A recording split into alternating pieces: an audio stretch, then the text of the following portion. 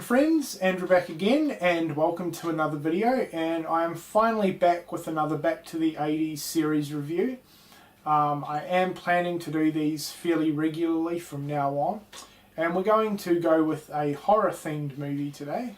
And I'm here to review Peter Jackson's Bad Taste, which is a absolutely fantastic horror comedy splatter movie.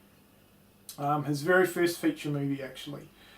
Alright, so for you guys that haven't seen the movie and you're not too sure what this one is all about, quick rundown of the plot synopsis. This one is about a group of aliens who invade planet Earth. So Lord Crumb and his alien army invade a small New Zealand town in the hopes to capture mankind and turn them into hamburger meat for their intergalactic hamburger restaurant. So pretty wacky and out there storyline. The government calls in a group of assassins known as the Boys, and they consist of Derek, Barry, Oz and Frank. So they're pretty much the guys that the government have issued to annihilate the aliens and save mankind. So that is pretty much the storyline. Now on to my overall thoughts on this film. Now, I have talked about this movie a lot in past videos. I think it's absolutely fantastic.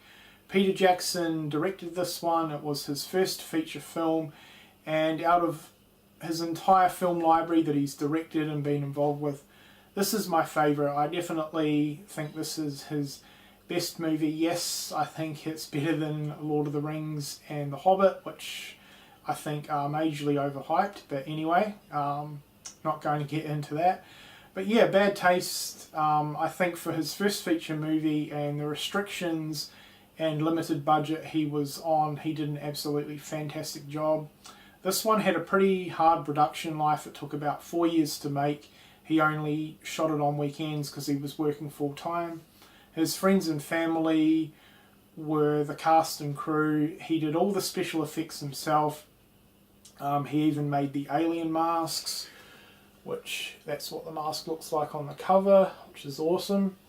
And he made a lot of the equipment as well that was used during the production of the film. So with all that, I think he did an absolutely incredible job, and I think it's a pretty underrated 80s horror movie, especially when you compare it to a lot of the other more popular ones. I think it often gets overlooked.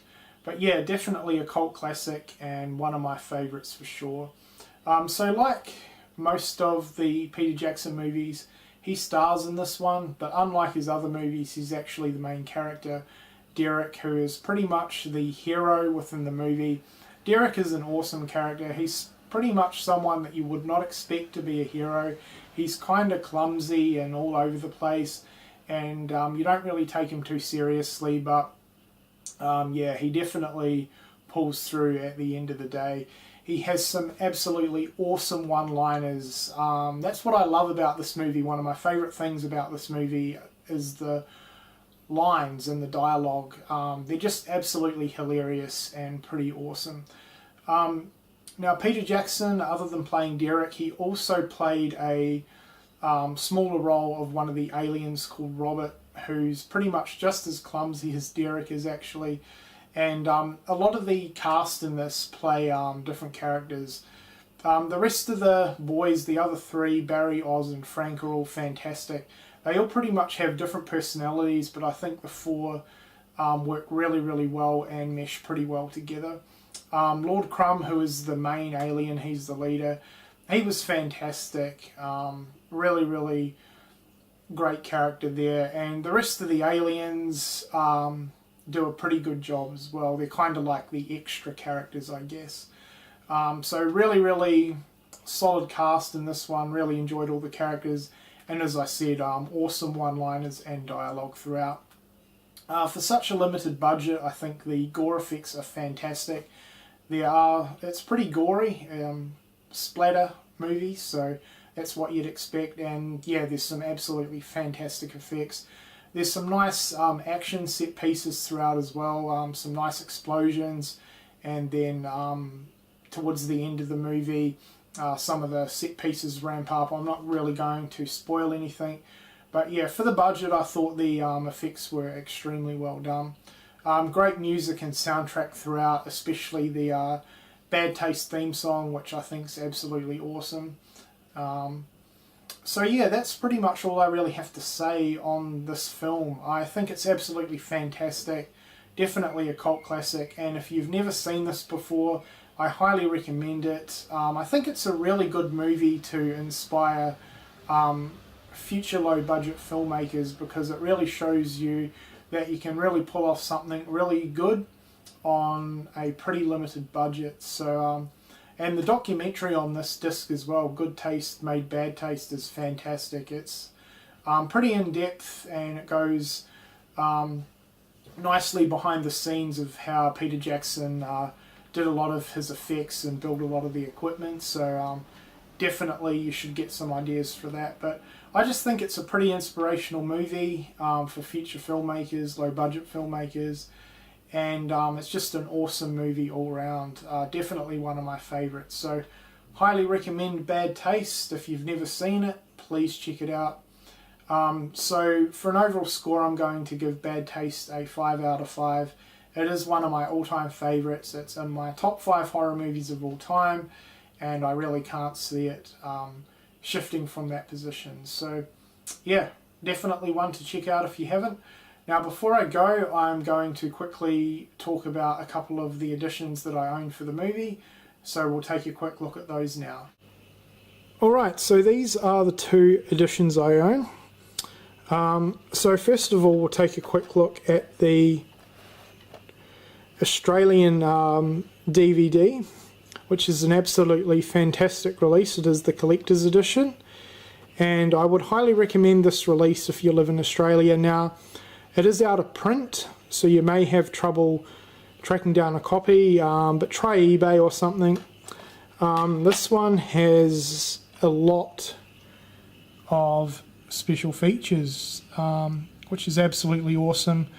The Good Taste Made Bad Taste featurette is absolutely fantastic. Basically a pretty in-depth behind the scenes of how the movie was made. Take a quick look at the inside, which just has the scene selections, and look at some of that awesome gore from the movie. Now this particular DVD originally came with a couple of postcards, which I cannot find. I have no idea what I did with them, so that kind of sucks. But yeah, this is a really solid Australian release. And then the next release is definitely the best release that I've come across for this movie, and it is the 2-disc digibook from, not digibook, digipack from Anchor Bay. This one is out of print and it fetches pretty high prices, but if you can track it down, pick it up immediately. This one has pretty much the same features, I think, as the Australian edition. Yeah, it has the featurette. This one's cool because it has a lenticular cover, which is pretty awesome, and some absolutely amazing artwork inside. Also comes with a booklet. But yeah, this is a friggin' awesome release. Absolutely love that one. So if you can come across the 2-disc digipack from Anchor Bay, I highly recommend it. And the Australian release is really, really solid as well. Alright guys, so that does it for a Back to the 80s horror review of Bad Taste. I hope you've enjoyed it. If you've seen the movie, please let me know what you think of it. And thanks a lot for watching.